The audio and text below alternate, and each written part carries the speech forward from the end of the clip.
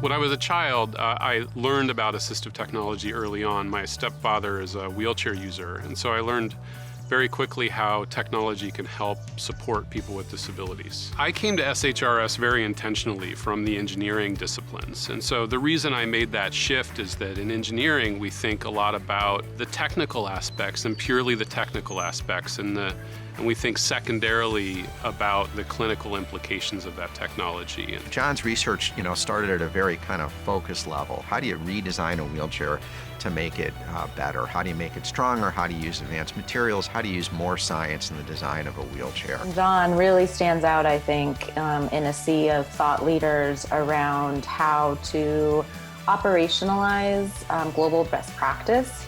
He works in the US in a high resource setting, and so being able to translate that knowledge into different contexts and sort of modify it and adapt it to the context is really, it's very special. I think it's how well-rounded he is and kind of grounded.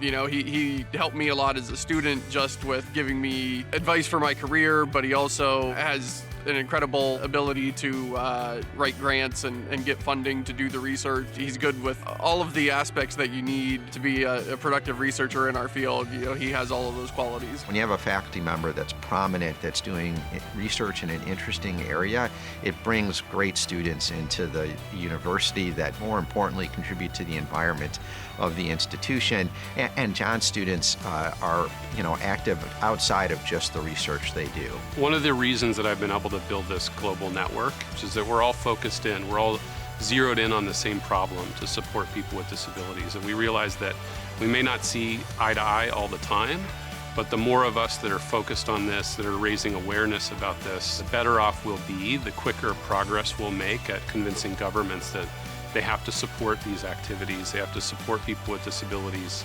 in their personal goals.